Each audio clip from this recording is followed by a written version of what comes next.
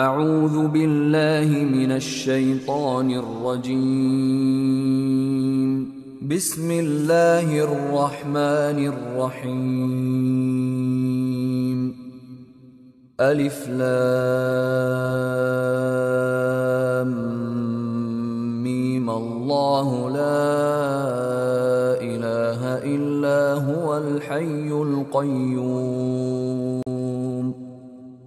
نزل عليك الكتاب بالحق مصدقا لما بين يديه وأنزل التوراة والإنجيل من قبل هدى للناس وأنزل الفرقان ان الذين كفروا بآيات الله لهم عذاب شديد والله عزيز ذو انتقام ان الله لا يخفى عليه شيء في الارض ولا في السماء هو الذي يصوركم في الأرحام كيف يشاء لا إله إلا هو العزيز الحكيم هو الذي أنزل عليك الكتاب منه آيات محكمات هن أم الكتاب وأخر متشابهات فأما الذين في قلوبهم زيغ فيتبعون ما تشابه منه ابتغاء الفتنة وابتغاء تأويله وما يعلم تأويله إلا الله والراسخون في العلم يقولون آمنا به كل من عند ربنا وما يذكر إلا أولو الألباب ربنا لا تزغ قلوبنا بعد إذ هديتنا وهب لنا من لدنك رحمة إنك أنت الوهاب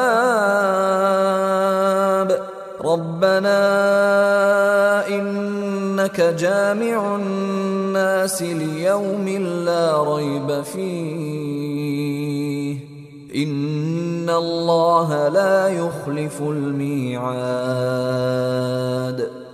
اعوذ باللہ من الشیطان الرجیم بسم اللہ الرحمن الرحیم الحمد للہ رب العالمین والصلاة والسلام علی نبی صادق الامین محمد وعلی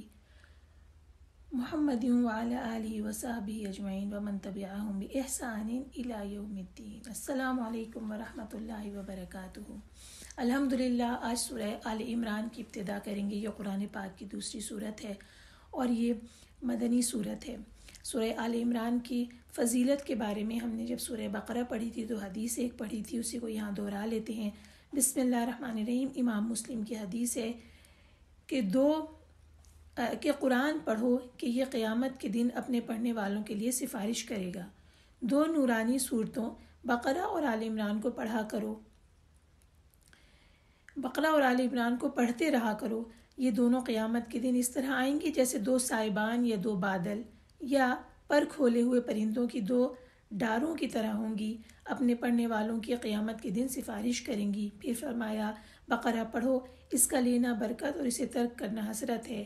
جادوگر قسم کے لوگ اس کے یاد رکھنے یا پڑھنے کی استطاعت نہیں رکھتے۔ سورہ آل عمران کو شروع کرنے سے پہلے تفہیم القرآن میں سے اس کے زمانے نزول، اجزائے مضمون، خطاب، مباحث اور شان نزول کے بارے میں پڑھیں گے تاکہ اس کو شروع کرنے سے پہلے ہمارے ذہن میں ایک خاکہ بن جائے کہ کس زمانے میں نازل ہوئی اور اس وقت حالات کیا تھے۔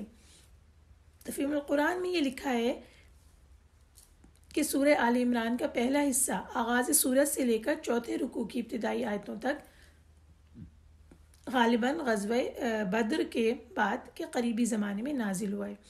دوسری تقریر ان آیات سے شروع ہوتی ان اللہ اصطفى آدم و نوح و ابراہیم و آل عمران علی العالمین، یہاں سے شروع ہو کر اور چھٹے رکوع کے اختتام تک جاتی ہے۔ یہ والی آیات جو ہیں تقریباً 30 آیات بنتی ہیں، اور یہ 9 ہجری میں وفد نجران آیا تھا، اس کی آمد کے موقع پہ یہ نازل ہوئی تھی۔ تیسری تقریر 7ویں رکوع سے شروع ہو کر تقریباً 12ویں رکوع کے اختتام تک چلتی ہے، اور یہ بھی بدر کے بعد نازل ہونے والی محسوس ہوتی ہے۔ چوتھی تقریر 13ویں رکوع سے ختم سورت تک جنگ احد کے بعد کی نازل ہوئی ہے۔ اب ہم اس کو اگر اس طریقے سے 4 حصوں میں لے کر چلیں گے تو اس طرح ہمیں سمجھنے میں آسانی ہوگی کہ کس زمانے میں کون سی چیز نازل ہوئی ہے۔ اس کے بعد کہتے ہیں کہ سورت کا خطاب کس سے ہے؟ خصوصیت کے ساتھ 2 گروہوں کی طرف ہے، اہل کتاب یہود و نصارہ کی طرف، اور دوسرا رسول اللہ صلی اللہ علیہ وسلم کے ایمان لانے والوں کی طرف۔ پہلے گروہ کو اس طرز عمل پر تبلیغ کی گئی ہے جس کا سلسلہ سورہ بقرہ میں شروع کیا گیا تھا، یعنی ان کی گمراہیوں اخلاقی برائیوں پر تنبیہ کرتے ہوئے انہیں بتایا گیا ہے کہ یہ رسول اور یہ قرآن اسی دین کی طرف بلا رہے ہیں جس کی دعوت شروع سے تمام انبیاء دیتے چلے آئے ہیں۔ یہ یہود و نصارہ سے کہا گیا۔ پھر دوسرا گروہ یعنی مومنین کو، جو اب بہترین امت ہونے کی حیثیت سے حق کے علم بردار اور دنیا کی اصلاح کا ذمہ دار بنایا جنہیں جا رہا ہے، انہیں اس سلسلے میں ہدایات دی گئی ہیں۔ یہ بھی سورہ بقرہ میں شروع ہوئی تھی اور اب یہاں پر کنٹینیو ہوں گی۔ اس کے بعد جو حالات تھے، یعنی جو زمانہ تھا جس میں یہ نازل ہوئی، اس میں بتایا گیا کہ ہجرت کے بعد رسول اللہ صلی اللہ علیہ وسلم نے اطراف مدینہ کے یہودی قبائل کے ساتھ معاہدات کیے۔ ان لوگوں نے ان معاہدات کا ذرا برابر پاس نہ کیا۔ جب جنگ بدر ہوئی تو اس کے موقع پر ان اہل کتاب کی ہمدردیاں توحید اور نبوت اور کتاب و آخرت کے ماننے والے مسلمانوں کے بجائے بت پوجنے والے مشرکین کے ساتھ تھیں۔ پھر بدر کے بعد کھلم کھلا یہ لوگ قریش کو اور دوسرے قبائل عرب کو مسلمانوں کے خلاف جوش دلا کے بدلہ لینے پر اکسانے لگے۔ ہم نے پڑھا تھا کہ یہودی قبائل 3 تھے، اب انہی کا یہاں پہ ذکر آ رہا ہے کہ خصوصاً بنی نذیر اس سلسلے میں اپنی مخالفانہ کوششوں، اپنی اندھی عداوت اور کمینہ پن میں حد سے آگے بڑھ گئے تھے۔ جب ان کی شرارتیں اور عہد شکنی حد برداشت سے گزر گئیں تو رسول اللہ صلی اللہ علیہ وسلم نے بدر کے چند ہی مہینے کے بعد بنی قینقاع پر، جو ان یہودی قبیلوں میں سب سے زیادہ شریر لوگ تھے، حملہ کیا، انہیں اطراف مدینہ سے باہر نکالا۔ لیکن اس سے دوسرے یہودی قبائل کی آتش اناد اور زیادہ بھڑک اٹھی۔ انہوں نے مدینے کے منافق مسلمانوں اور حجاز کے مشرک قبیلوں کے ساتھ ساز باز کی اور مسلمانوں کے لیے ہر طرف سے خطرات پیدا کر دیے۔ یہ وہ زمانہ آ گیا کہ خود رسول اللہ صلی اللہ علیہ وسلم کی جان کے متعلق ہر وقت یہ خدشہ رہنے لگا کہ نامعلوم کب آپ پہ قاتلانہ حملہ ہو جائے۔ صحابہ کرام اس زمانے میں بالعموم ہتھیار بند سوتے تھے۔ رسول اللہ صلی اللہ علیہ وسلم اگر تھوڑی دیر کے لیے بھی کہیں نگاہوں سے اوجھل ہو جاتے تو صحابہ کرام گھبراتے اور آپ کو ڈھونڈنے کے لیے نکل کھڑے ہوتے، اور یہ زمانہ بدر کے بعد احد سے پہلے تک کا زمانہ ہے، جس میں شروع کی آیات ہم دیکھیں گے کہ آئیں۔ اس کے بعد جو آخر کا آیات آ رہی ہیں وہ احد کے بعد کی ہیں، انشاءاللہ العزیز اسے دیکھیں گے، اور درمیان میں جو ایک پورا پورشن ہے وہ ان دونوں واقعات گزر جانے کے بعد کافی بعد یعنی 9 ہجری میں نازل ہوا، جبکہ وفد نجران آیا تھا۔ یہ آل عمران کے تقریباً درمیان میں آئیں گی آیات، یعنی دوبارہ دیکھتے ہیں کہ شروع کی آیات آئیں، ایک پورا پورشن ہے جو کہ بدر کے فوراً متصل بعد ہے، آخر کا ایک پورا پورشن ہے سورت کا جو کہ احد کے بعد ہے، اور احد کی جو جنگ ہوئی اس کے اوپر تبصرہ ہے ایک طرح کا، اور پھر درمیان کا ایک پورشن ہے انشاءاللہ جو کہ آیت نمبر 33 سے 63 تک تقریباً جاتا ہے، اور یہ ہے وفد نجران کے آنے کے بعد جو کہ 9 ہجری کے اندر ہے۔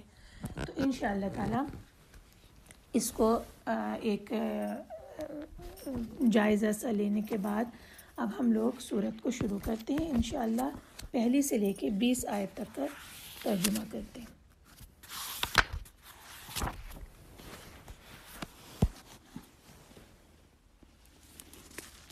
اعوذ باللہ من الشیطان الرجیم، بسم اللہ الرحمن الرحیم، الف لام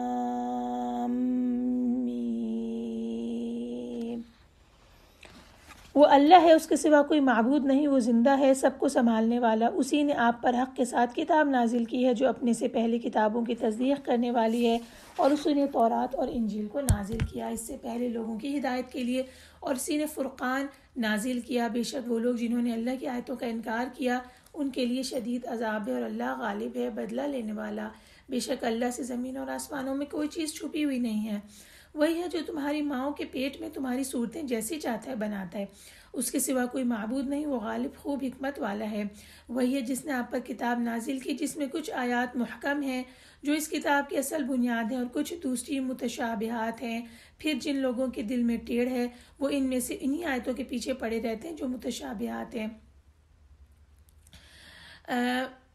ان کا مقصد محض فتنے اور تعویل کی تلاش ہوتا ہے، حالانکہ اللہ کے سوا کوئی بھی ان کی تعویل نہیں جانتا۔ اور جو لوگ علم میں پختہ ہیں وہ کہتے ہیں ہمارا ان پر ایمان ہے، یہ سب ہمارے ربی کی طرف سے ہیں، اور نصیحت تو عقل والے ہی عقل مند ہی حاصل کرتے ہیں۔ وہ دعا کرتے ہیں کہ اے ہمارے رب، ہمیں ہدایت دینے کے بعد ہمارے دلوں کو ٹیڑھا نہ کر، اور عطا کر ہمیں اپنے پاس سے رحمت، بے شک تو ہی بڑا عطا کرنے والا ہے۔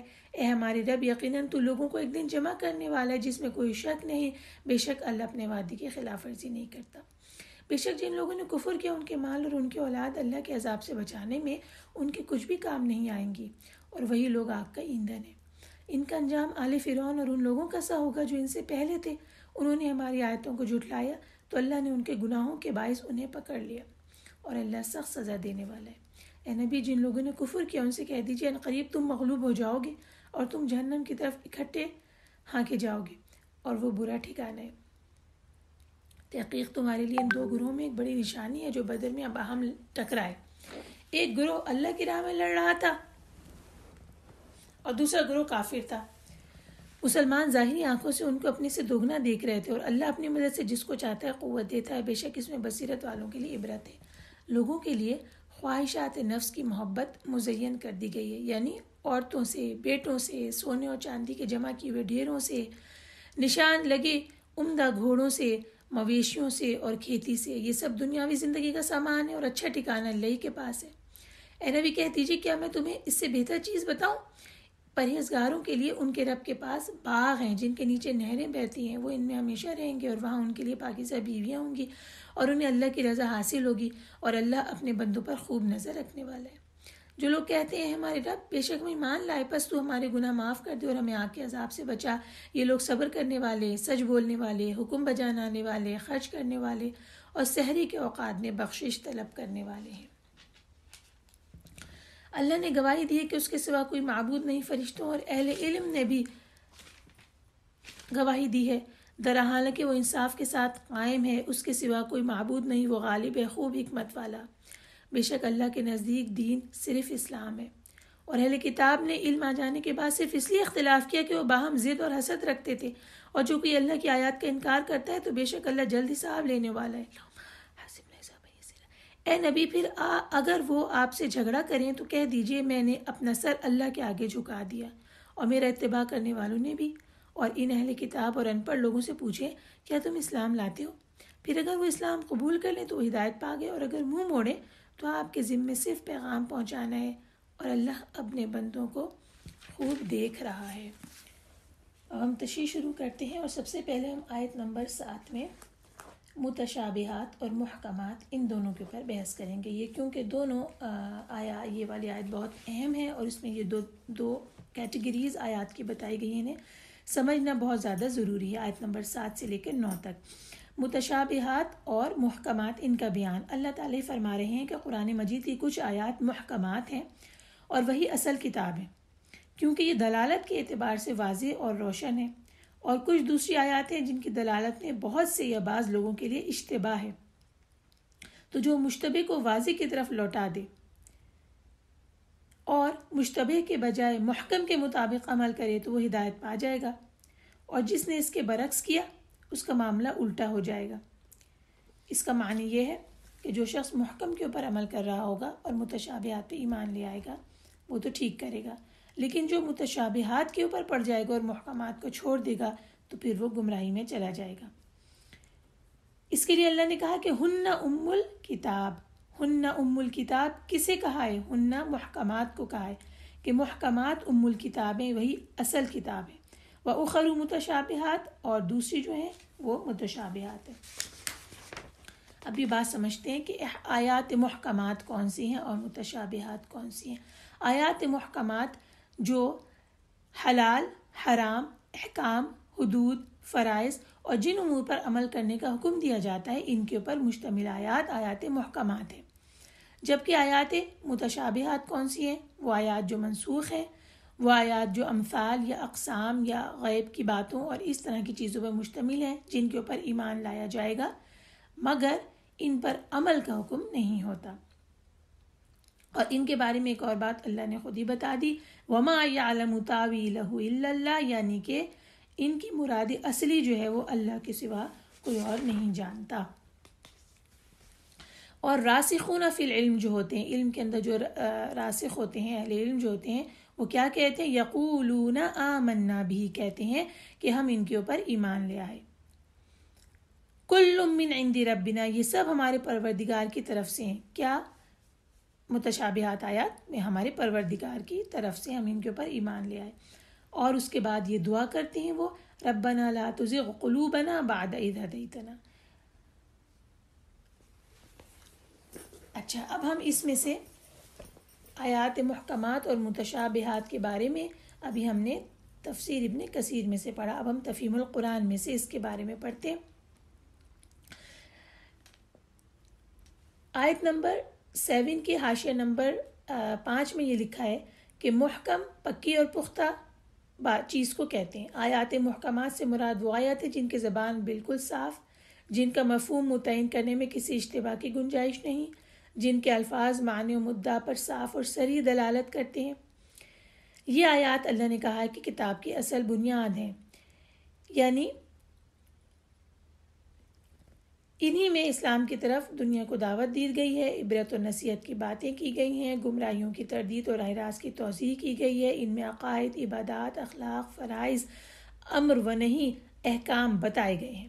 پس جو شخص طالب حق ہو اور یہ جاننے کے لیے قرآن کی طرف رجوع کرنا چاہتا ہو کہ وہ کس راہ پہ چلے اور کس راہ پہ نہ چلے، اس کی پیاس بجھانے کے لیے آیات محکمات ہی اصل مرجع ہیں، اور فطرتاً انہی پر اس کی توجہ مرکوز ہوگی اور وہ زیادہ تر انہی سے فائدہ اٹھانے میں مشغول رہے گا۔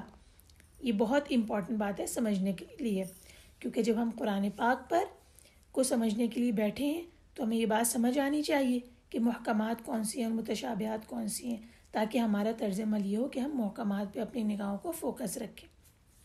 یہ حاشیہ یہاں پہ مکمل ہونے کے بعد اب حاشیہ نمبر 6 شروع ہوتا ہے، جس میں کہ متشابہات کے بارے میں تفہیم القرآن میں مولانا مودودی بیان کرتے ہیں۔ کہتے ہیں کہ متشابہات وہ آیات جن کے مفہوم میں اشتباہ کی گنجائش ہے۔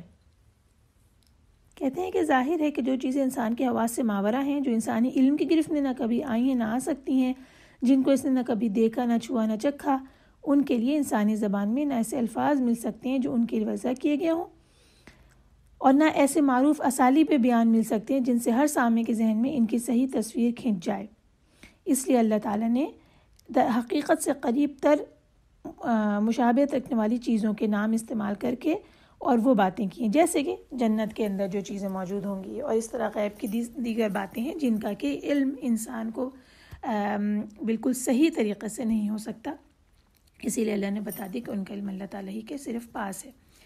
تو یہ والی آیات متشابہات ہیں۔ اب یہاں پر حاشیہ 7 میں یہ بات کہی گئی ہے کہ کسی کو اس بات میں شبہ نہ ہو کہ جو لوگ متشابہات کا صحیح معلوم کہ جب لوگ متشابہات کا صحیح مفہوم جانتے ہی نہیں ہیں تو ان پر ایمان کیسے لے آئیں گے؟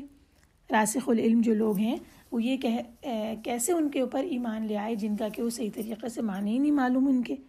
تو اس میں کے جواب یہ دیا گیا ہے کہ جس شخص کو قرآن کے کلام اللہ ہونے کا یقین محکمات کے مطالعے سے حاصل ہو جاتا ہے، اس کے لیے پھر مشتبہات کے اوپر ایمان لانا کوئی مشکل نہیں ہوتا۔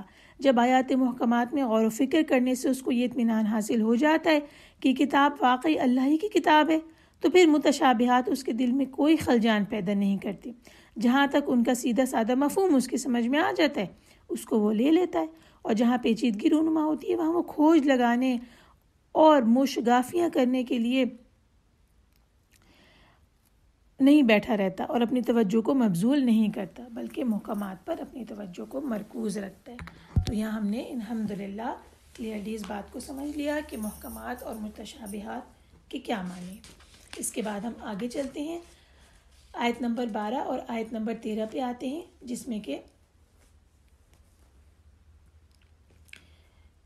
یہودیوں کو اب یہاں پر آیت نمبر 12 اور 13 میں یہ جیسے کہ ہم نے بیان کیا کہ جنگ بدر کے بعد کے واقعات اس میں ہیں، جنگ بدر سے متصل ہے یہ، تو یہ اس کا واقعہ یہ ہے کہ رسول اللہ صلی اللہ علیہ وسلم جنگ بدر کے حالات و واقعات سے فارغ ہونے کے بعد جب مدینہ تشریف لائے تو آپ نے بنو قینقاع کے بازار میں یہودیوں کو جمع کیا اور فرمایا، اے یہود، تم مسلمان ہو جاؤ کہ کہیں تمہیں بھی قریشیوں کی سی سزا اور ذلت کا سامنا نہ کرنا پڑے۔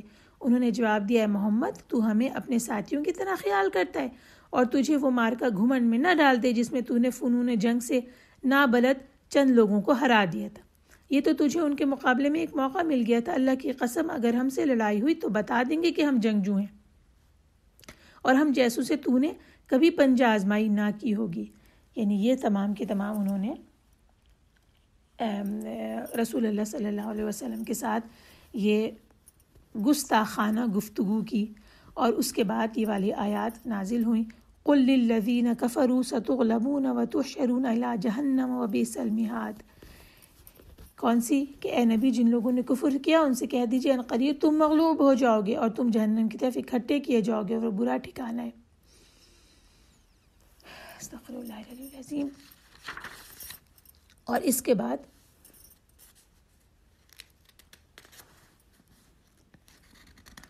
جو جنگ بدر میں بدر ہوئی اور اس میں دونوں گروہوں کو اللہ تعالیٰ نے ایک دوسرے کے سامنے کیا، اور دونوں گروہوں کو اللہ تعالیٰ نے ایک دوسرے کی تعداد مختلف انداز میں دکھائی، یہ اللہ تعالیٰ کا ایک معجزہ تھا۔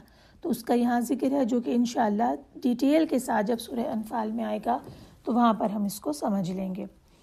اس کے بعد جو آیت نمبر 14 اور 15 آ رہی ہے، اس کے اندر دنیا کی زندگی بمقابلہ آخرت کی زندگی، اللہ نے بتایا کہ لوگوں کے لیے کون کون سی چیزیں اللہ تعالیٰ نے مزین کر دی ہیں، کن کن چیزوں میں اللہ تعالیٰ نے لوگوں کے لیے بہت زیادہ اٹریکشن رکھی ہے، شہوات، حب الشہوات رکھی ہے۔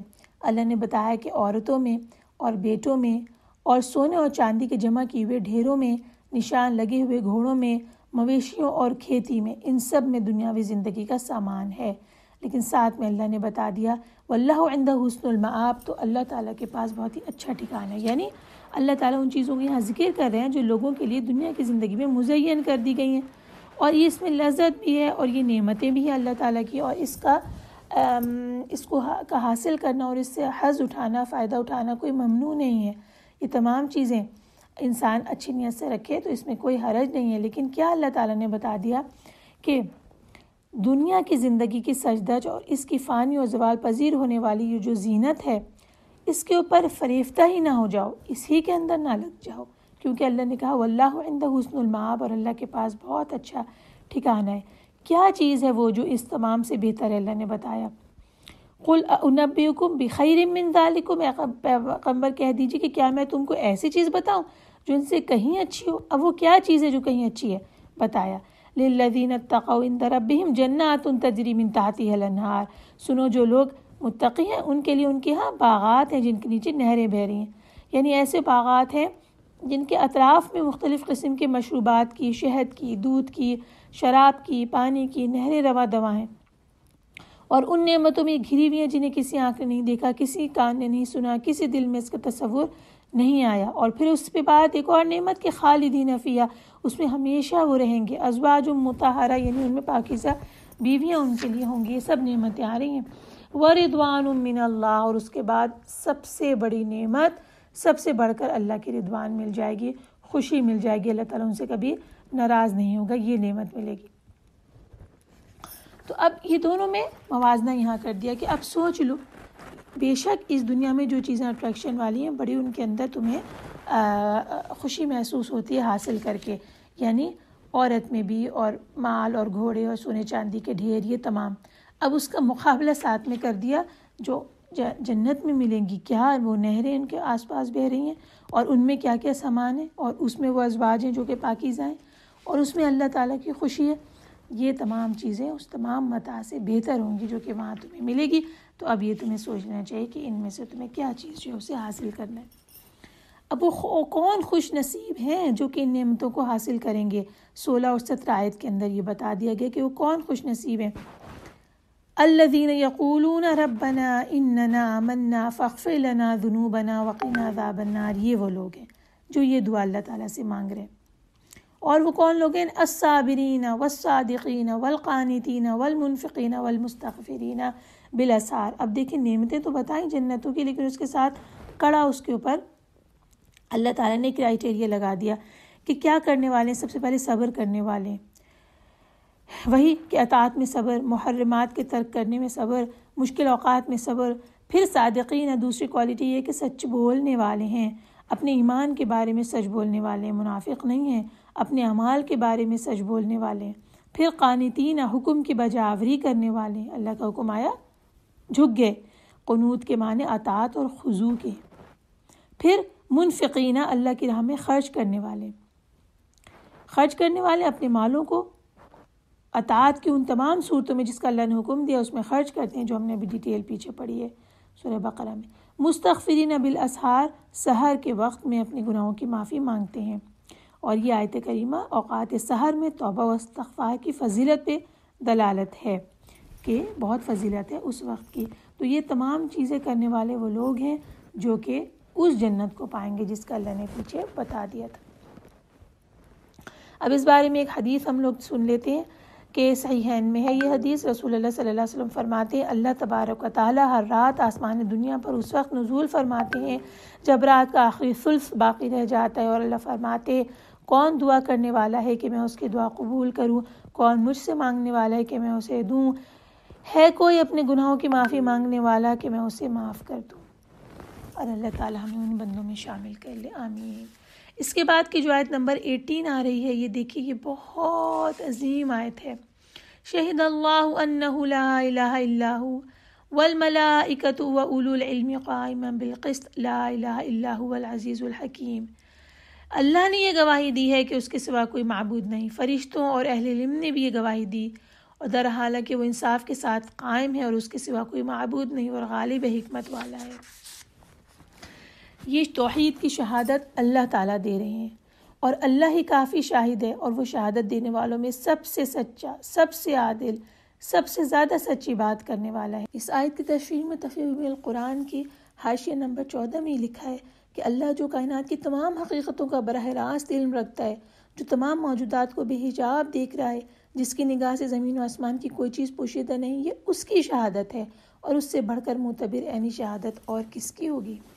اس کے بعد اللہ تعالیٰ نے اس شہادت میں فرشتوں اور اصحاب علم کی گواہی کو بھی شامل کر لیا ہے، اور اس کے بعد کہا کہ قائما بالقسط، انصاف کے ساتھ وہ قائم ہے. لا الہ الا ہو، کوئی لائق عبادت نہیں ہے، اور العزیز الحکیم ہے، نہایت غالب خوب حکمت والا ہے. یعنی وہ اس قدر غالب ہے کہ عظمت اور کبریائی میں اس کی کا کوئی مقابلہ ہی نہیں ہے، اور وہ اپنے تمام اقوال اور افعال میں حکمت والا ہے. اس کے بعد فرمایا گیا ان الدین عند اللہ الاسلام، کہ دین تو اسلام ہی ہے، اللہ کے نزدیک دین تو صرف اسلام ہی ہے. اس میں بے شک، اس کا مطلب یہ کہ بے شک دین تو اللہ کے نزدیک صرف اسلام ہی ہے. اللہ نے یہاں خبر دی ہے کہ اسلام کے سوا کسی اور دین کو وہ قبول نہیں فرمائے گا، اور اسلام یہ ہے کہ ان تمام رسولوں کی اتباع کی جائے جنہیں اللہ نے مختلف اوقات میں بھیجا، اور آخر میں خاتم النبیین مرسلین رسول اللہ صلی اللہ علیہ وسلم کو مبعوث کیا. حضرت محمد صلی اللہ علیہ وسلم کی بعثت کے بعد کوئی آپ کے دین و شریعت کے سوا کسی اور دین و شریعت کے ساتھ اللہ کے پاس جائے گا تو اس سے ہرگز قبول نہیں کیا جائے گا. سورہ آل عمران کی آیت 85 میں آئے گا آگے، اور جو شخص اسلام کے سوا کسی اور دین کا طالب ہوگا وہ اس سے ہرگز قبول نہیں کیا جائے گا. اور اب ہم آیت نمبر 21 سے 32 تک کا ترجمہ پڑھیں گے. بے شک جو لوگ اللہ کی آیت کا انکار کرتے ہیں، نبیوں کو ناحق قتل کرتے ہیں، اور ان لوگوں کو بھی قتل کرتے ہیں جو انصاف کا حکم دیتے ہیں، تو آپ انہیں دردناک عذاب کی خوشخبری سنا دیجیے. یہی لوگ ہیں جن کے اعمال دنیا اور آخرت میں برباد ہو گئے، اور ان کا کوئی مددگار کتاب کی طرف، اور ان کا کوئی مددگار نہیں. کیا آپ نے ان لوگوں کو نہیں دیکھا جن کو کتاب کے علم میں سے کچھ حصہ ملا؟ انہیں اللہ کی کتاب کی طرف بلایا جاتا ہے تاکہ وہ ان کے درمیان فیصلہ کر دے، تب ان میں سے ایک گروہ منہ موڑ لیتا ہے اور وہ حق سے پھرنے والے۔ یہ اس وجہ سے ہے کہ انہوں نے کہا ہمیں آگ چند دنوں کے سوا ہرگز نہیں چھوئے گی، اور ان کو ان کے دین کی بابت ان باتوں نے دھوکے میں ڈال رکھا ہے جو وہ خود گھڑتے ہیں۔ پھر کیا حال ہوگا جب ہم انہیں اس دن جمع کریں گے جس میں کوئی شک نہیں، اور اس روز ہر شخص کو اس کی کمائی کا پورا پورا بدلہ دیا جائے گا اور ان پر ظلم نہیں کیا جائے گا۔ آپ کہہ دیجئے اے اللہ، اے بادشاہی کے مالک، تو جسے چاہے بادشاہی دے اور جس سے چاہے بادشاہی چھین لیتا ہے، اور تو ہی جسے چاہے عزت دیتا ہے اور جس سے چاہے ذلت دیتا ہے۔ سب بھلائی تیرے ہی ہاتھ میں ہے، بے شک تو ہر چیز پر خوب قادر ہے۔ تو رات کو دن میں اور دن کو رات میں داخل کرتا ہے، اور تو مردے سے زندہ کو اور زندہ سے مردے کو نکالتا ہے، اور جسے تو چاہے بے حساب رزق دیتا ہے۔ اہل ایمان مومنوں کو چھوڑ کر کافروں کو ہرگز دوست نہ بنائیں، اور جو کوئی ایسا کرے گا تو اس کا اللہ سے کوئی تعلق نہیں، الا یہ کہ تم ان کافروں کے شر سے بچنا چاہو، اور اللہ تمہیں اپنی ذات سے ڈراتا ہے اور تمہیں اللہ ہی کی طرف لوٹ کے جانا ہے۔ آپ کہہ دیجئے اگر تم وہ بات چھپاؤ جو تمہارے سینوں میں ہے یا اسے ظاہر کرو، اللہ اسے جانتا ہے، اور وہ اسے بھی جانتا ہے جو کچھ آسمانوں زمین میں ہے، اور اللہ ہر چیز پر قادر ہے۔ جس دن ہر شخص اپنے کیے ہوئے اچھے عمل کو اپنے کیے ہوئے برے عمل کو اپنے سامنے پائے گا، وہ خواہش کرے گا کاش اس کے اور اس کی برائی کے درمیان دور کا فاصلہ ہوتا، اور اللہ تمہیں اپنی ذات سے ڈراتا ہے اور اللہ اپنے بندوں سے بڑی شفقت کرتا ہے۔ آپ کہہ دیجئے اگر تم اللہ سے محبت کرتے ہو تو میری پیروی کرو، اللہ تم سے محبت کرے گا اور تمہارے گناہ بخش دے گا، اور اللہ بہت بخشنے والا نہایت رحم کرنے والا ہے۔ آپ کہہ دیجئے تم اللہ کے اور اس کے رسولوں کی اطاعت کرو، پھر اگر وہ منہ موڑے تو بے شک اللہ کافروں کو پسند نہیں کرتا۔ اب اس میں ہم دیکھتے ہیں کہ ہم آیت نمبر 28 میں شدید مذمت آئی کہ اہل ایمان مومنوں کو چھوڑ کر کافروں کو ہرگز دوست نہ بنائیں، اور کہا گیا کہ جو کوئی ایسا کرے گا تو اس کا اللہ سے کوئی تعلق نہیں۔ ہاں، ایک استثناء دیا گیا کہ اللہ یہ کہ تم ان پر یعنی کافروں کے شر سے بچنا چاہو تب ایسا کر سکتے ہو۔ چلیں اس کی تشریح پڑھتے ہیں کہ اللہ تبارک و تعالیٰ نے اپنے مومن بندوں کو اس بات سے منع فرمایا کہ وہ کافروں سے دوستی رکھیں یا انہیں دوست بنائیں، اور مومنوں کو چھوڑ کر ان سے محبت کریں، اور ان سے سرزنش کرتے ہوئے اللہ نے کہا کہ جو ایسا کرے گا اس کا اللہ سے کوئی تعلق نہیں۔ سورہ ممتحنہ میں ہے آیت، مومنوں میرے اور اپنے دشمنوں کو دوست نہ بناؤ، تم تو ان کو دوستی کے پیغام بھیجتے ہو۔ سورہ ممتحنہ کی پہلی آیت ہے، اور اس کے بعد سورہ النساء کی آیت 144 میں ہے کہ اے اہل ایمان مومنوں کے سوا کافروں کو دوست نہ بناؤ، کیا تم چاہتے ہو کہ اللہ کو اپنے خلاف کارروائی کے لیے کھلی حجت دے دو؟ دیکھیے سورہ مائدہ کی آیت 51 ہے، اے ایمان والو یہود و نصارہ کو دوست نہ بناؤ، یہ ایک دوسرے کے دوست ہیں، اور جو شخص تم میں سے ان کو دوست بنائے گا وہ انہی میں سے ہوگا۔ سورہ انفال کی آیت 73 ہے، اور جو لوگ کافر ہیں وہ بھی ایک دوسرے کے رفیق ہیں، تو مومنو اگر تم یہ کام نہ کرو گے تو ملک میں فتنہ برپا ہو جائے گا اور بڑا فساد مچے گا۔ لہٰذا اللہ تعالیٰ نے اس بات سے منع فرما دیا۔ ہاں، یہ استثناء دیا کہ اگر اس وجہ سے تم ان کے شر سے بچنے کی کوئی صورت پیدا کرنا چاہ رہے ہو تو اس میں کوئی حرج نہیں، یعنی مفہوم یہ ہوا کہ بعض علاقوں یا بعض اوقات میں ان کے شر سے، ان کے ڈر سے، ظاہر میں ان کے بچاؤ سے بچنے کے لیے اگر دوستی اختیار کر لی جائے، لیکن باطن میں اور نیت میں ان سے دوستی نہیں رکھی جائے تو اس میں کوئی حرج نہیں ہے۔ اللہ تعالیٰ تمہیں اپنی ذات سے ڈراتا ہے، یعنی کہ اگر تم نے ان کے دشمنوں کو دوست بنا لیا، اللہ کے دشمنوں کو اپنا دوست بنا لیا، اور اللہ کے دوستوں سے تم نے دشمنی شروع کر دی، تو پھر تم اللہ سے ڈرو، اللہ تعالیٰ اپنا عذاب تم پہ مسلط کر دے گا۔ اور یہ دیکھیے بہت بڑی بات ہے اور بہت بڑی ڈانٹ ہے اس کے اندر، استغفر اللہ العلی العظیم۔ اس کے مقابلے میں کیا کہا جا رہا ہے؟ آپ کہہ دیجئے اگر تم اللہ سے محبت رکھتے ہو تو میری پیروی کرو۔ اللہ سے محبت کا تقاضا رسول اللہ صلی اللہ علیہ وسلم کی اتباع ہے۔ اس آیت کریمہ نے اس بات کا فیصلہ کر دیا کہ ہر وہ شخص جو اللہ کی محبت کا دعویٰ کرے لیکن وہ محمد رسول اللہ صلی اللہ علیہ وسلم کے طریقے کے پر نہ ہو، نہ وہ اپنے اس دعوی حب الہی میں اس وقت تک جھوٹا رہے گا۔ جب وہ ان کے طریقے پر نہ ہوگا تو اپنے اس دعوی الہی میں، محبت الہی میں جھوٹا رہے گا۔ اس وقت تک وہ جھوٹا ہے جب تک وہ اپنے تمام اقوال اور افعال میں محمد صلی اللہ علیہ وسلم کی شریعت اور دین کی پیروی نہ کرے۔ رسول اللہ صلی اللہ علیہ وسلم نے فرما دیا من عمل عملا لیس علیہ امرنا فہو رد، جس شخص نے ایسا کوئی عمل کیا جس کے بارے میں ہمارا امر نہیں تو وہ عمل مردود ہے، یعنی کہ وہ عمل لوٹا دیا جائے گا۔ اور جو محبت ہے اس کو مشروط کر دیا رسول اللہ صلی اللہ علیہ وسلم کی اطاعت کے ساتھ، اور جب آپ صلی اللہ علیہ وسلم کی اطاعت کریں گے تو اللہ تعالیٰ کی محبت حاصل ہو جائے گی انشاءاللہ العزیز۔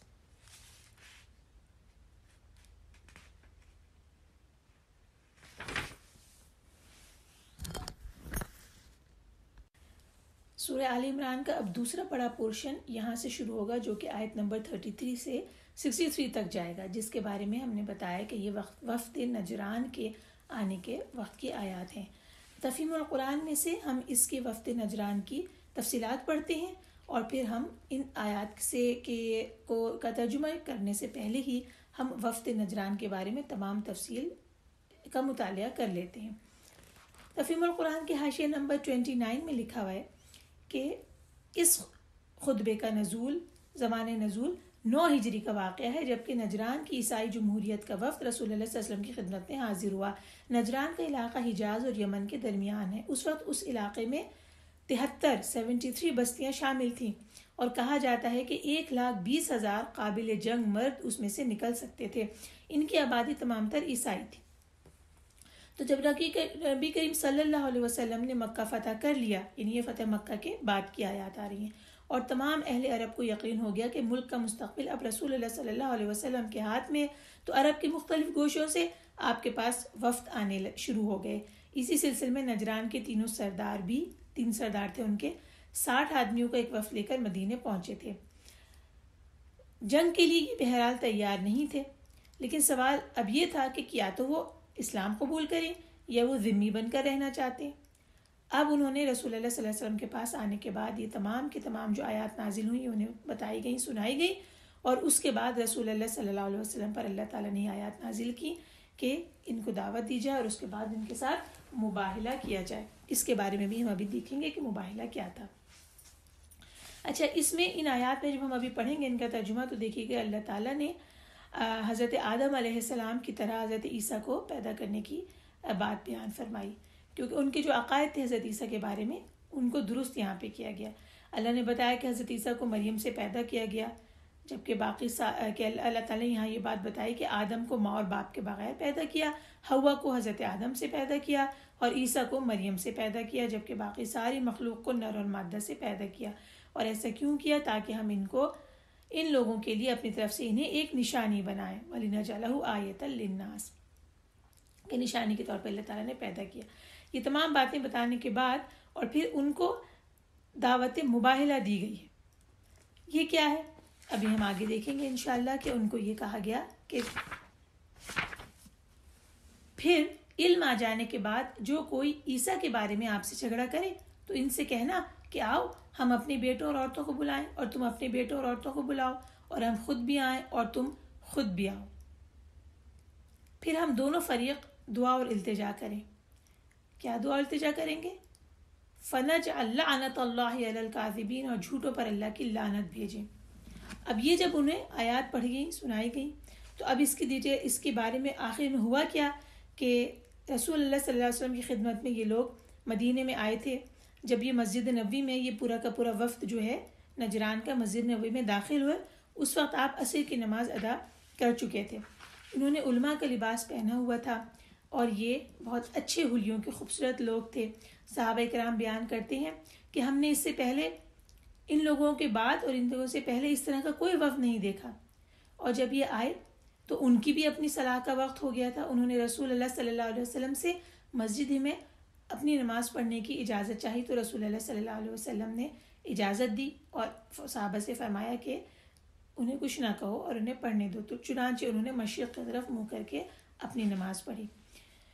اس کے بعد اللہ تعالیٰ کی طرف سے خبر آ گئی رسول اللہ صلی اللہ علیہ وسلم کے پاس، رسول اللہ صلی اللہ علیہ وسلم کو یہ آیات ملی اور یہ آیت انہیں سنائی گئی۔ آپ اور ان کے درمیان فیصلہ کر دیا گیا ان آیات کے سنانے کے بعد، اور رسول اللہ صلی اللہ علیہ وسلم کو حکم دیا گیا کہ اگر وہ اب آپ کی بات کی مخالفت کریں تو آپ ان سے مباہلہ کیجیے۔ رسول اللہ صلی اللہ علیہ وسلم نے انہیں یہ دعوت دے دی، جو مباہلے کی دعوت تھی وہ دے دی کہ تم آؤ اور ہم آئیں اور یہ دعا کریں، اور تم اپنے بیٹوں کو لے کر آؤ اور ہم اپنے تمام اہل و عیال کو لے کے آئیں۔ اب جب انہوں نے یہ سن لیا تو ان کا جواب یہ تھا کہ انہوں نے کہا اے ابو القاسم، ہمیں مہلت دو تاکہ ہم غور کریں، پھر ہم بتا دیں گے کہ آپ نے ہمیں جو دعوت دی ہے اس کے بارے میں ہمارا کیا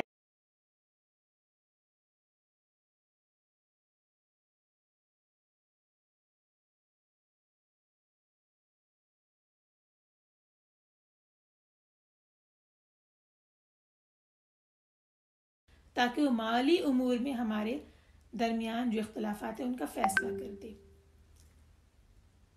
تو مطلب اس کا یہ ہوا کہ وہ ذمہ بن کر اپنا جزیہ دے کر رہنے کے اوپر آمادہ ہو گئے.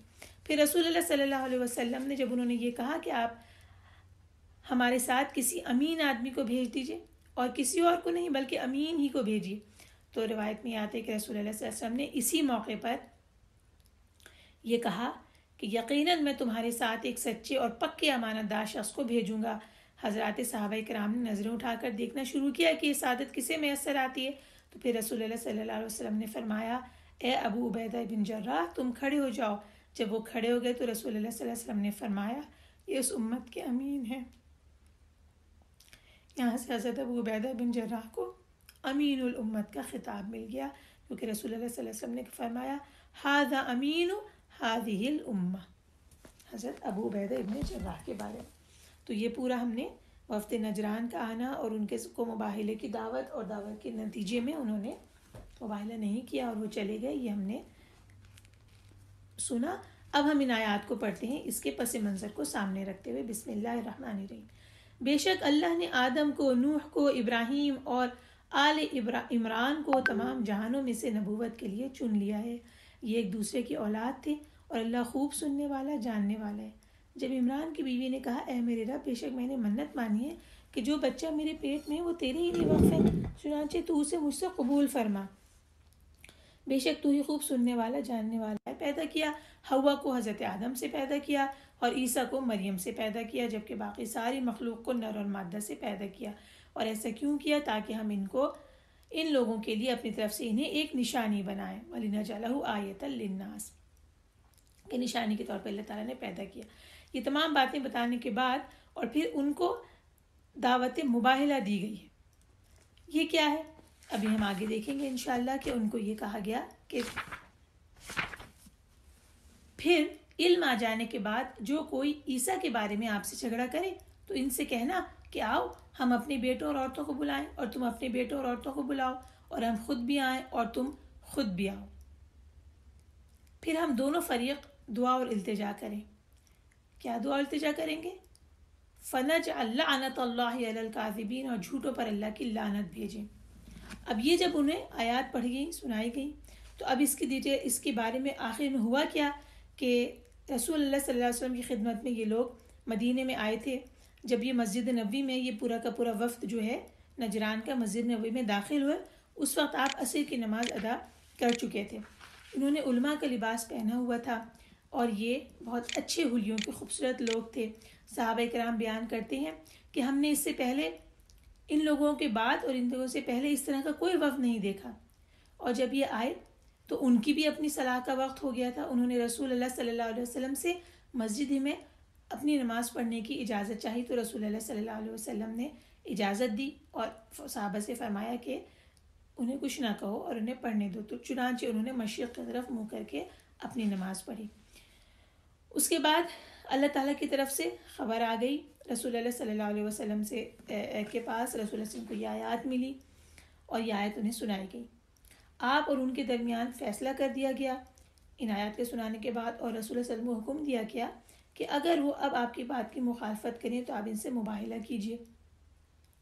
رسول اللہ صلی اللہ علیہ وسلم نے انہیں یہ دعوت دے دی, جو مباہلے کی دعوت تھی وہ دے دی کہ تم آؤ اور ہم آئیں اور یہ دعا کریں اور تم اپنے بیٹوں کو لے کر آؤ اور ہم اپنے تمام اہل و عیال کو لے کے آئیں.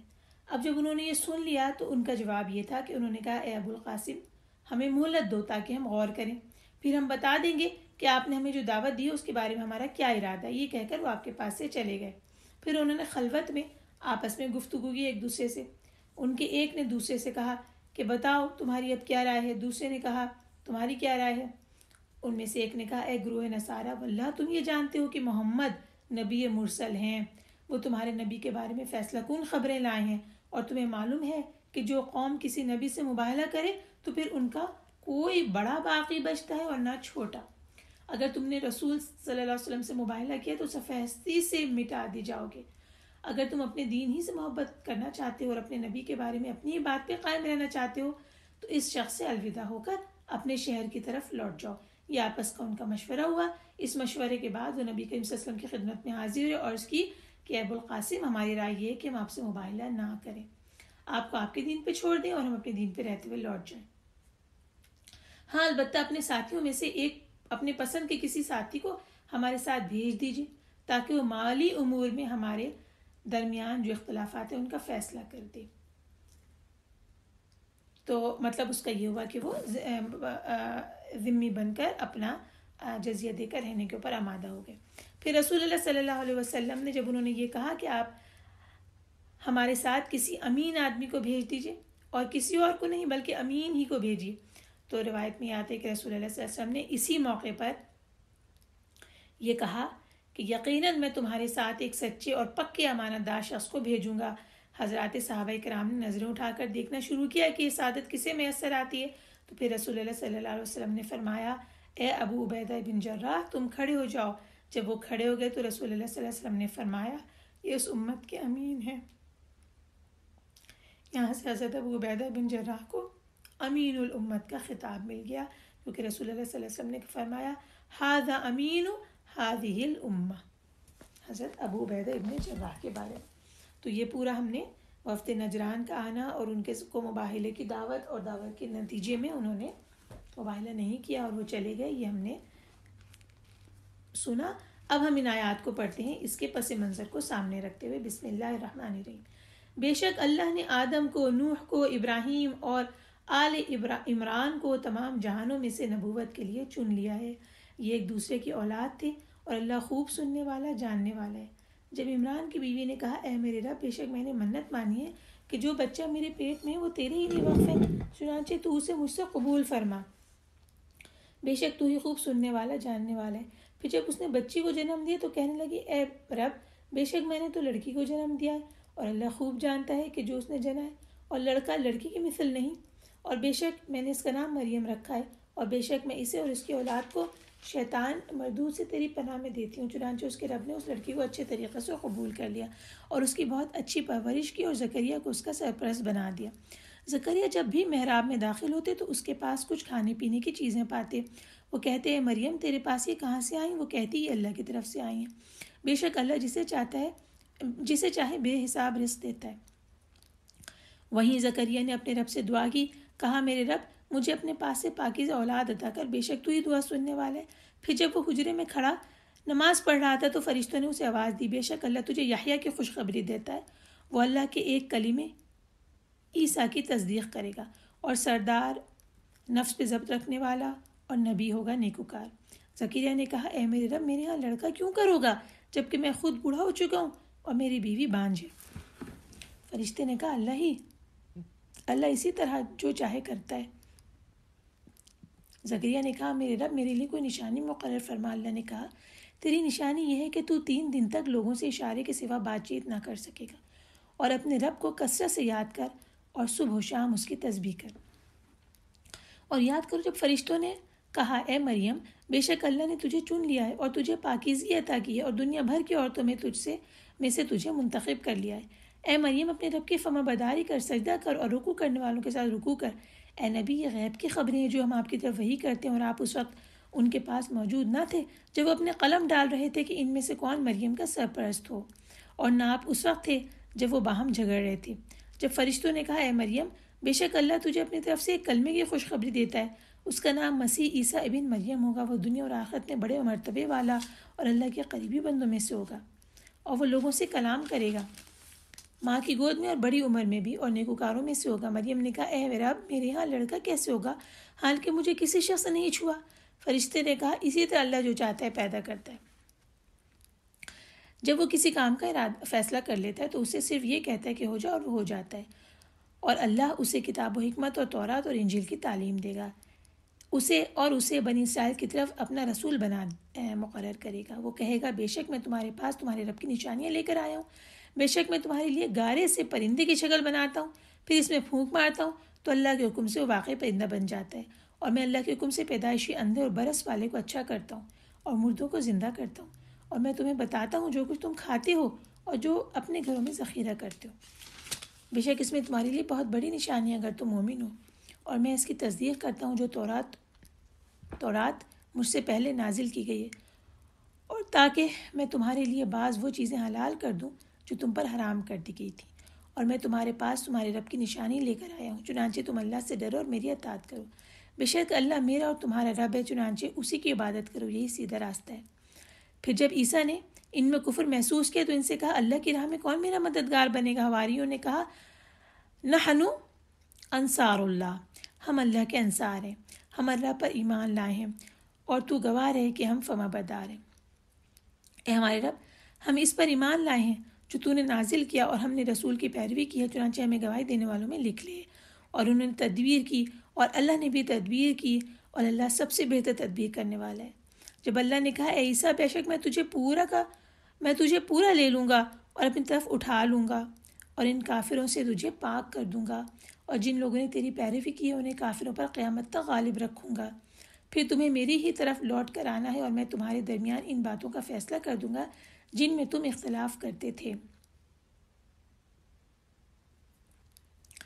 پھر جن لوگوں نے کفر کیا انہیں میں دنیا اور آخرت میں سخت عذاب دوں گا، اور ان کے لیے کوئی مددگار نہ ہوگا۔ لیکن جو لوگ ایمان لائے اور انہوں نے نیک عمل کیے تو اللہ انہیں ان کا پورا پورا اجر دے گا، اور اللہ ظالموں کو پسند نہیں کرتا۔ اے نبی، یہ جو ہم آپ کو پڑھ کر سناتے ہیں آیتیں ہیں اور حکمت والی نصیحت ہے۔ بے شک اللہ کے نزدیک عیسیٰ کی مثال آدم کی سی ہے، اللہ نے اسے مٹی سے پیدا کیا اور پھر اس سے کہا کہ ہو جائے تو وہ ہو گیا۔ یہ آپ کے رب کی طرف سے حق ہے، لہٰذا آپ شک کرنے والوں میں سے نہ ہوں۔ پھر علم آ جانے کے بعد جو کوئی عیسیٰ کے متعلق آپ سے جھگڑا کرے تو آپ کہہ دیں، آؤ ہم اور تم اپنے اپنے بیٹوں کو اور اپنی اپنی عورتوں کو بلا لیں اور خود بھی حاضر ہوں، پھر گڑ گڑا کر اللہ سے دعا کریں کہ جھوٹوں پر اللہ کی لعنت ہو۔ بے شک یہی بیان سچا ہے اور اللہ کے سوا کوئی معبود نہیں، بے شک اللہ غالب ہے، خوب حکمت والا ہے۔ پھر اگر وہ منہ موڑے تو بے شک اللہ فساد کرنے والوں کو خوب جانتا ہے۔ اور اب آیت نمبر 64 سے 80 تک کا ترجمہ سنتے ہیں۔ آپ کہہ دیجئے، اے اہل کتاب، ایسی بات کی طرف آؤ جو تمہارے اور ہمارے درمیان یکساں ہے، یہ ہے کہ ہم اللہ کے سوا کسی کی عبادت نہ کریں اور اس کے ساتھ کسی کو شریک نہ ٹھہرائیں، اور ہم میں سے کوئی اللہ کے سوا کسی کو رب نہ بنائے۔ پھر اگر وہ منہ مڑے تو تم کہہ دو، اس بات کے گواہ رہو کہ بے شک ہم اللہ کے فرما بردار ہیں۔ اے اہل کتاب، تم ابراہیم کے بارے میں کیوں جھگڑتے ہو، حالانکہ تورات اور انجیل تو اس کے بعد ہی نازل کی گئی ہیں، کیا تم عقل نہیں رکھتے؟ آگاہ رہو، تم وہ لوگ ہو کہ تم نے اس بات میں جھگڑا کیا جس کا تمہیں کچھ علم تھا، تو اب تم اس چیز کی بابت کیوں جھگڑتے ہو جس کا تمہیں کوئی علم نہیں؟ اللہ ہی جانتا ہے، تم نہیں جانتے۔ ابراہیم نہ تو یہودی تھے اور نہ نصرانی، بلکہ وہ صرف حق پرست فرما بردار تھے اور وہ مشرک نہیں تھے۔ بے شک ابراہیم سے قریب تر وہی لوگ ہیں جنہوں نے ان کی پیروی کی، پھر یہ نبی اور مومن لوگ، اور اللہ مومنوں کا دوست ہے۔ اہل کتاب میں سے ایک گروہ تمہیں گمراہ کرنا چاہتا ہے جبکہ وہ اپنے آپ ہی کو گمراہ کر رہے ہیں اور وہ شعور نہیں رکھتے۔ اے اہل کتاب، تم اللہ کی آیتوں کا انکار کیوں کرتے ہو حالانکہ تم خود ان کی سچائی کے گواہ ہو؟ اے اہل کتاب، تم حق کو باطل کے ساتھ کیوں خلط ملط کرتے ہو اور تم جانتے بوجھتے حق کو چھپاتے ہو؟ اور اہل کتاب میں سے ایک گروہ نے اپنے لوگوں سے کہا، مسلمانوں پر جو چیز نازل کی گئی ہے اس پر تم صبح ایمان لاؤ اور شام کو اس کا انکار کر دو تاکہ وہ بھی ایمان سے پھر جائیں، اور تم اسی کا یقین کرو جو تمہارے دین کا پیروکار ہے۔ آپ کہہ دیجئے، حقیقی ہدایت تو اللہ ہی کی ہدایت ہے، اور کہتے ہیں مت مانو کہ کسی کو ویسی چیز مل سکتی ہے جو تمہیں ملی ہے یا جس سے وہ تمہارے رب کے ہاں تم پر حجت قائم کر سکیں۔ کہہ دیجئے، بے شک فضل اللہ کے ہاتھ میں ہے، وہ جس کو چاہتا ہے عطا کرتا ہے، اور اللہ وسعت والا اور خوب جاننے والا ہے۔ وہ خاص کرتا ہے اپنی رحمت سے جسے چاہے، اور اللہ بڑے فضل والا ہے۔ اور اہل کتاب میں سے بعض وہ ہیں کہ اگر آپ ان کے پاس خزانے کا ڈھیر امانت رکھیں تو وہ بھی آپ کو ادا کر دیں گے، اور ان میں سے بعض وہ ہیں کہ اگر آپ ان کے پاس 1 دینار امانت رکھیں تو وہ آپ کو ادا نہیں کریں گے، الا یہ کہ آپ ہمیشہ ان کے سر پہ کھڑے رہیں۔ یہ اس لیے کہ وہ کہتے ہیں ہم پر امیوں کی بابت کوئی گناہ نہیں ہے، اور وہ جانتے بوجھتے اللہ پہ جھوٹ باندھتے۔ ہاں، مواخذہ ہوگا، البتہ جو شخص اپنا عہد پورا کرے اور اللہ سے ڈرے تو بے شک اللہ متقیوں کو پسند کرتا ہے۔ بے شک جو لوگ اللہ کا عہد اور اپنی قسمیں تھوڑی قیمت کے بدلے بیچ ڈالتے ہیں، ان لوگوں کا آخرت میں کوئی حصہ نہ ہوگا، اور قیامت کے روز اللہ ان سے کلام نہیں کرے گا اور نہ ان کی طرف دیکھے گا اور نہ انہیں پاک کرے گا، اور ان کے لیے دردناک عذاب ہے۔ استغفر اللہ العلی العظیم۔ اعوذ باللہ من الشیطان الرجیم۔ اور بے شک ان میں سے ایک گروہ کتاب پڑھتے ہوئے زبان کو مروڑتا ہے تاکہ تم اسے کتاب کا حصہ سمجھو حالانکہ وہ کتاب میں سے نہیں ہے، اور کہتے ہیں کہ یہ اللہ کی جانب سے حالانکہ وہ اللہ کی جانب سے نہیں، اور وہ جان بوجھ کر اللہ پر جھوٹ باندھتے ہیں۔ کسی شخص کو لائق نہیں کہ اللہ اسے کتاب و حکمت اور نبوت عطا کرے، پھر وہ لوگوں سے کہے کہ تم اللہ کو چھوڑ کر میرے بندے بن جاؤ، بلکہ وہ کہے گا تم رب والے بن جاؤ، کیونکہ تم اس کتاب کی تعلیم دیتے ہو اور خود بھی اسے پڑھتے ہو، اور وہ تمہیں یہ حکم نہیں دے گا کہ تم فرشتوں اور نبیوں کو رب بنا لو۔ کیا وہ تمہیں کفر کا حکم دے گا جبکہ تم مسلم ہو چکے ہو؟ اب سب سے پہلے اس میں آیت نمبر 64 آتی ہے، جس میں اہل کتاب کو دعوت دینے کا طریقہ بیان کیا گیا ہے اور اس کلمے کی طرف بلانا ہے جو ان میں اور ہم میں یکساں ہے۔ اور ان الفاظ سے جو رسول پاک صلی اللہ علیہ وسلم نے نامہ مبارک ہرقل کی طرف ارشاد فرمایا تھا، انہی آیات کی دیکھیں تفسیر معلوم ہوتی ہے، کس طرح سے دعوت دی تھی۔ ہم ان الفاظ کو پڑھتے ہیں۔ اللہ کے نام سے شروع جو بڑا مہربان نہایت رحم والا ہے، محمد رسول اللہ کی طرف سے روم کے بادشاہ ہرقل کے نام، سلام اس شخص پر جو ہدایت کی پیروی کرے۔ حمد و ثنا کے بعد میں تمہیں اسلام کی دعوت دیتا ہوں، مسلمان ہو جاؤ، سلامت رہو گے، اسلام قبول کر لو، اللہ تمہیں دگنا اجر عطا کرے گا۔ اگر تم نے نہ مانا تو پھر کسانوں کا گناہ بھی تم پر ہوگا۔ اور اے اہل کتاب، جو بات ہمارے اور تمہارے دونوں کے درمیان یکساں ہے اس کی طرف آؤ، وہ یہ کہ اللہ کے سوا ہم کسی کی عبادت نہ کریں اور اس کے ساتھ کسی کو شریک نہ ٹھہرائیں، اور ہم میں سے کوئی کسی کو اللہ کے سوا اپنا کارساز نہ سمجھے۔ اگر یہ لوگ اس بات کو نہ مانیں تو ان سے کہہ دو کہ تم گواہ رہو کہ ہم اللہ کے فرما بردار ہیں۔ تو اس طریقے کے ساتھ اہل کتاب کو دعوت دینے کا اللہ تعالیٰ نے قرآن میں حکم دیا اور رسول اللہ صلی اللہ علیہ وسلم نے اس طرح دعوت دی۔ اس کے بعد اگلی آیات جو آ رہی ہیں کہ ابراہیم علیہ السلام کے بارے میں جھگڑتے تھے۔ ان کا قصہ یہ ہے کہ یہود و نصارہ نے حضرت ابراہیم کے دین کے بارے میں جھگڑا کیا، اور ان میں سے ہر ایک نے دعویٰ کیا کہ ابراہیم ان کے دین پر تھے۔ پھر حضرت ابن عباس کی روایت بیان کی کہ یہ نجران کے جو عیسائی اور یہودی، نجران کے وفد کے ساتھ عیسائی آئے تھے اور یہودی علماء بھی رسول اللہ صلی اللہ علیہ وسلم کے پاس جمع ہو گئے تھے، اور ان کا اسی زمانے میں آئے تھے اور ان کا آپس میں یہ جھگڑا ہونے لگا۔ یہودی علماء نے کہا کہ ابراہیم یہودی تھے، عیسائیوں نے کہا نہیں ابراہیم تو عیسائی تھے۔ موقع پہ اللہ تعالیٰ نے یہ فرمایا کہ اے اہل کتاب، تم ابراہیم کے بارے میں کیوں جھگڑتے ہو؟ یعنی کہ یہودیوں، تم یہ کیسے دعویٰ کر سکتے ہو کہ ابراہیم یہودی تھے؟ کیونکہ ابراہیم علیہ السلام کا زمانہ موسیٰ علیہ السلام پر تورات نازل ہونے سے بہت پہلے کا، اور اے عیسائیوں، تم یہ کیوں کر دعویٰ کرتے ہو کہ حضرت ابراہیم عیسائی تھے، جبکہ عیسائیت تو ان کے ایک طویل عرصے بعد جنم لیا ہے۔ تو اللہ تعالیٰ نے فرمایا افلا تعقلون، کیا تم عقل نہیں رکھتے؟ اور پھر آگے کی آیت میں آ گیا کہ ابراہیم نہ تو یہودی تھے نہ ہی عیسائی، بلکہ سب گمراہیوں سے بے تعلق ہو کر اللہ کے فرما بردار تھے، یعنی شرک سے بیزار تھے، ایمان کے طلبگار تھے، وہ مشرکوں میں سے نہ تھے۔ اور جب وہ مشرکوں میں سے نہ تھے تو یہاں یہ بھی ایک سوال ان سے پیدا ہو گیا عیسائیوں اور یہودیوں سے کہ پھر تم کیسے شرک کے اوپر آ گئے جبکہ ابراہیم تو یہودی نہیں تھے۔ پھر یہ بتا دیا گیا کہ کون زیادہ حقدار ہے۔ بے شک ابراہیم سے قرب رکھنے والے تو وہ لوگ ہیں جو ان کی پیروی کرتے ہیں، اور یہ پیغمبر صلی اللہ علیہ وسلم اور وہ لوگ جو ایمان لائے ہیں، اور اللہ مومنوں کا دوست ہے۔ یعنی ابراہیم علیہ السلام کی پیروی کے سب سے زیادہ حقدار وہ لوگ ہیں جنہوں نے ان کے ہی دین کی اتباع کی اور ابراہیم کے دین کی، اور پھر اب یہ نبی محمد صلی اللہ علیہ وسلم اور آپ کے ساتھ ایمان لانے والے آپ کے صحابہ، مہاجرین اور انصار، کیونکہ یہ ابراہیم ہی کی پیروی میں محمد صلی اللہ علیہ وسلم کی پیروی کر رہے ہیں، تو ابراہیم کے زیادہ حقدار ہیں۔ پھر ایک حدیث سے پتہ چلتا ہے رسول اللہ صلی اللہ علیہ وسلم فرماتے ہیں ہر نبی کے نبیوں میں سے قریبی دوست ہوتے ہیں، اور ان میں سے میرے قریبی دوست میرے باپ اور میرے رب کے قریبی دوست ابراہیم ہیں۔ تو رسول اللہ صلی اللہ علیہ وسلم نے ہم سے ابراہیم کو اپنا دوست قرار دیا، اور اللہ تعالیٰ نے ابراہیم علیہ السلام کو اپنا دوست قرار دیا۔ اس کے بعد کی جو آیات آتی ہے کہ اہل کتاب میں سے کہتے ہیں، اہل کتاب جو ہیں وہ ایک دوسرے سے کہتے ہیں کہ جو کتاب مومنوں پہ نازل ہوئی ہے اس پر دن کے شروع میں ایمان لے آیا کرو اور آخر میں انکار کر دیا کرو۔ یہ کیوں کہتے تھے؟ یہ یہودیوں کی ایک سازش تھی۔ اس سازش کے ساتھ انہوں نے کمزور لوگوں پر ان کے دین کے معاملے کو خلط ملط کرنا چاہا، یعنی کہ جو لوگ ابھی اسلام میں داخل ہوئے ہیں اور کمزور دین ہے انہیں ہم لوگ اس سے نکال لیں اسلام سے۔ کیسے کہ انہوں نے یہ باہمی مشورہ کیا اور یہ بات طے کی کہ دن کے شروع کے حصے میں ایمان کا اظہار کرو، صبح کی صلاۃ وہ مسلمانوں کے ساتھ ادا کر لیا کرتے تھے، اور جب دن کا آخری حصہ آتا اپنے دین کی طرف پلٹ جاؤ، تاکہ جو جاہل لوگ ہیں وہ یہ کہیں کہ مسلمانوں کے دین میں یقیناً کوئی نقص ہوگا، کوئی عیب ہوگا، جس کی وجہ سے یہ لوگ تو دوبارہ اپنے دین کی طرف پلٹ گئے ہیں۔ لہٰذا لوگوں کو یہ تاثر دینے کے لیے کہ اسلام قبول کرنے میں کوئی خامی ہے، انہوں نے یہ سازش کی۔ استغفر اللہ العلی۔ اس کے بعد آگے جو 75 اور 76 آیت ہیں، اس میں یہودیوں کی امانت کا حال بیان کیا جا رہا ہے۔ اللہ نے خود ہمیں اس بات کی اطلاع دی ہے کہ یہودیوں میں کچھ لوگ جو ہیں حد درجے خائن ہیں، اور کچھ لوگ جو ہیں وہ امین بھی ہیں۔ تو بتایا کہ ان میں سے کوئی اس طرح کا ہے کہ اگر آپ اس کے پاس 1 دینار بھی امانت رکھیں، یعنی چھوٹی سی رقم، تو جب تک اس کے سر پر ہر وقت کھڑے نہ رہیں، وہ آپ کو ادا نہیں کرے گا۔ یعنی کہ جب تک آپ بڑے شد و مت کے ساتھ، منت سماجت کے ساتھ اسے مطالبہ نہ کریں اور سر پہ نہ کھڑے رہیں، وہ دینار کو واپس نہیں کرے گا، حالانکہ چھوٹی سی چیز ہے۔ تو آپ اس سے اندازہ لگائیے کہ اگر مال زیادہ ہوگا تو وہ کہاں واپس کرے گا۔ یہ ہے اس کی خیانت کا حال۔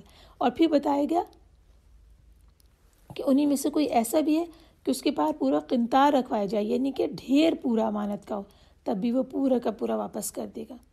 تو یہ دونوں طریقے کے لوگ موجود ہیں۔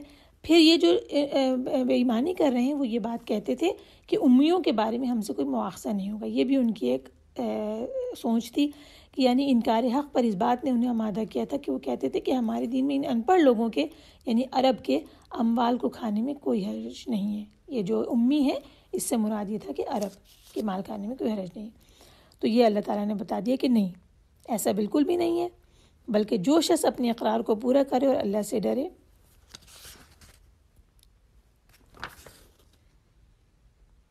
فَإِنَّ اللَّهَ يُحِبُّ الْمُتَّقِينَ، تو بے شک اللہ تعالیٰ متقین کو پسند کرتا ہے۔ اور جو لوگ عہد کی خلاف ورزی کرتے ہیں، ان کا آخرت میں کوئی حصہ نہیں ہے، یہ بتا دیا گیا۔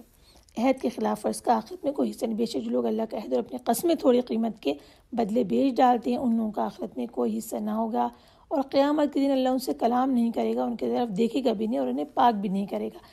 اس سے ہمیں یہ بات بھی پتہ چلتی ہے کہ عہد کو پورے کرنے کا کتنا شدید ہمارے دین کے اندر عہد پورا کرنے کے بارے میں احتیاط ہے۔ اچھا، پھر اس کے بعد رسول اللہ صلی اللہ علیہ وسلم کی بہت سی احادیث ہیں، ان میں سے ایک حدیث یہ ہے، رسول اللہ صلی اللہ علیہ وسلم فرماتے ہیں 3 شخص ایسے ہیں کہ جن سے نہ تو اللہ کا نام کرے گا، نہ قیامت کے دن ان کی طرف دیکھے گا، اور نہ ان کو پاک کرے گا، اور ان کو دکھ دینے والا عذاب ہوگا۔ میں نے عرض کی کہ اللہ کے رسول وہ کون ہیں؟ وہ تو خائب و خاسر ہو گئے۔ رسول اللہ صلی اللہ علیہ وسلم نے فرمایا، 3 دفعہ اس بات کو دہرایا اور فرمایا، پہلا، اپنے کپڑے کو ٹخنے سے نیچے لٹکانے والا، دوسرا، اپنے سودے کو جھوٹی یا حقیقت کے برعکس قسم کے ساتھ بیچنے والا، اور تیسرا، احسان کر کے جتلانے والا۔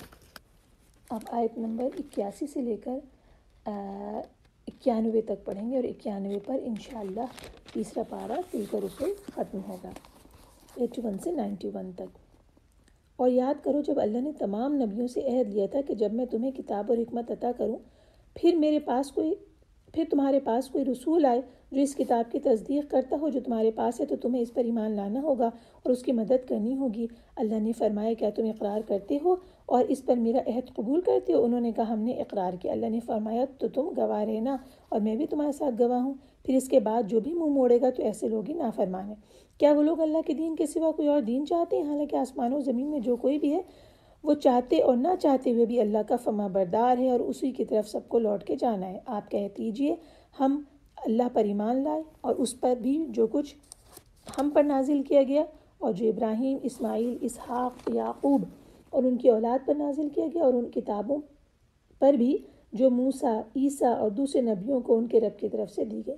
ہم ان میں سے کسی ایک کے درمیان فرق نہیں کرتے، اور ہم اسی اللہ کے فرما بردار ہیں۔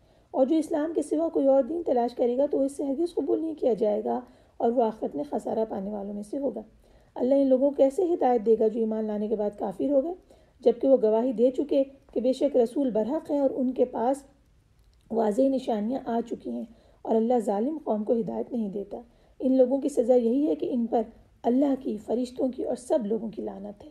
وہ اس لعنت میں ہمیشہ رہیں گے، ان سے عذاب نہ تو ہلکا کیا جائے گا اور نہ ان کو مہلت ہی دی جائے گی، مگر جن لوگوں نے اس کے بعد توبہ کر کے اپنی اصلاح کر لی، بے شک اللہ بہت بخشنے والا، نہایت رحم کرنے والا ہے۔ بے شک جن لوگوں نے ایمان لانے کے بعد کفر کیا، پھر وہ کفر میں بڑھتے گئے، ان کی توبہ ہرگز قبول نہیں کی جائے گی، اور وہی لوگ گمراہ ہیں۔ بے شک جن لوگوں نے کفر اختیار کیا اور حالت کفر میں مرے، ان میں سے کسی سے زمین بھر سونا بھی قبول نہ کیا جائے گا، اگرچہ وہ فدیے میں دینا چاہیں۔ انہی لوگوں کے لیے دردناک عذاب ہے، اور ان کا کوئی مددگار نہ ہوگا۔ آیت نمبر 86 سے 89 تک جو مضمون بیان ہوا وہ یہ ہے کہ ایمان کے بعد کفر اختیار کرنے والوں کی کیا سزا ہے، اور یہ کن لوگوں کے بارے میں ہے کہ یہ مرتد ہے، مرتد شخص ہے جس کی سزا یہاں بیان کی جا رہی ہے کہ ایسے لوگوں کو اللہ ایسے لوگوں کو کیوں کر ہدایت دے جو ایمان لانے کے بعد کافر ہو گئے اور پہلے اس بات کی گواہی دے چکے کہ یہ پیغمبر برحق ہے اور ان کے پاس دلائل بھی آ گئے۔ اس کے معنی یہ ہے کہ رسول اللہ صلی اللہ علیہ وسلم ان کے پاس جس دین کو لے کر آئے تھے اسی صداقت پر یہ قائم ہو گئے تھے، ان دلیلوں سے یہ صداقت پر اس کے قائم ہو گئے تھے، ان کے اوپر اسلام کی حقانیت پوری طرح واضح ہو گئی تھی۔ اس کے بعد پھر یہ شرک کی ظلمت کی طرف پلٹ گئے۔ جب ایسا ہوا تو اب اندھے پن کو اختیار کرنے کے بعد یہ لوگ ہدایت کے مستحق کیسے ہو سکتے ہیں؟ اللہ تعالیٰ نے ان کی سزا بتائی ہے کہ ان کی سزا یہ ہے کہ اولئک جزاؤہم ان علیہم لعنت اللہ والملائکۃ والناس اجمعین، ان کی سزا یہ کہ ان پر اللہ کی اور فرشتوں کی اور سب لوگوں کی لعنت ہو، اور یعنی لعنت اللہ کی رحمت سے دوری ہے، اللہ بھی لعنت کر رہے، اس کی مخلوق بھی ان کے اوپر لعنت کر رہی ہے، اور ان کے اوپر اسی لعنت میں گرفتار رہیں گے، ان سے عذاب ہلکا نہیں کیا جائے گا اور نہ انہیں مہلت دی جائے گی۔ پھر اللہ تعالیٰ نے اللہ کے ساتھ استثناء دے دیا، اگر دنیا میں کسی نے ایسا کیا کہ اسلام لانے کے بعد ارتداد کا شکار ہوا، یہ اسلام لانے کے بعد اسلام میں شک و شبے میں پڑھا اور ایمان اس کے دل سے نکل گیا، لیکن اس کے بعد اس کو ایک دم سے دوبارہ سے اللہ تعالیٰ نے ہدایت کی توفیق دی اور دوبارہ وہ دین پر آنا چاہے تو اللہ نے کہا الا الذین تابوا من بعد ذلک واصلحوا، دو شرطیں لگا دیں کہ سوائے ان کے جنہوں نے اس کے بعد توبہ کی اور اپنی حالت درست کر لی، فإن اللہ غفور رحیم، تو اللہ غفور اور رحیم ہے، تو اللہ تعالیٰ توبہ کو قبول فرما لے گا اور تمہیں دوبارہ ہدایت دے گا۔ اس بارے میں ایک واقعہ آتا ہے کہ حضرت ابن عباس کی روایت بیان کی جاتی ہے کہ انصار میں سے ایک شخص کے ساتھ ایسا ہوا تھا کہ وہ شخص مسلمان ہونے کے بعد مرتد ہو گیا تھا، اس نے پھر شرک شروع کر دیا تھا، بعد میں کبھی وہ نادم ہوا، پشیمان ہوا اور اس نے یہ پیغام بھیجا کہ رسول اللہ صلی اللہ علیہ وسلم سے پوچھو کہ کیا میری توبہ قبول ہو سکتی ہے۔ یہ والی آیات جو ہے رسول اللہ صلی اللہ علیہ وسلم نے پڑھ کر کے سنائیں، یا تو اسی وقت یہ آیات نازل ہوئیں یا یہ کہ یہ آیات رسول اللہ صلی اللہ علیہ وسلم نے اس پیغام کے جواب میں اسے بھجوا دیں۔ جب یہ والی آیات بھجوا دیں اور اس نے سن لی تو پھر اس کے بعد اس کی قوم نے اس کی طرف یہ پیغام بھیج دیا، ان آیات کو سننے کے بعد وہ دوبارہ مسلمان ہو گیا۔ یا مقلب القلوب ثبت قلبی علی طاعتک، آمین۔ آج ہم نے الحمدللہ سورہ آل عمران کی پہلی سے لے کر اور 91 آیت تک کی، جس کے اوپر تیسرا پارہ تلک الرسل ختم ہوتا ہے۔ انشاءاللہ کل چوتھے پارے سے ابتدا کریں گے۔ سبحان اللہ والحمد للہ ولا الہ الا اللہ واللہ اکبر، سبحان ربی وبحمدہ عدد خلقہ ورضا نفسہ وزینۃ عرشہ ومداد کلماتہ، اللہم صلی علی محمد وعلی آل محمد کما صلیت علی ابراہیم وعلی آل ابراہیم انک حمید مجید، اللہم بارک علی محمد وعلی آل محمد کما بارکت علی ابراہیم وعلی آل ابراہیم انک حمید مجید، وآخر دعوانا ان الحمد للہ رب العالمین۔ السلام علیکم ورحمۃ اللہ۔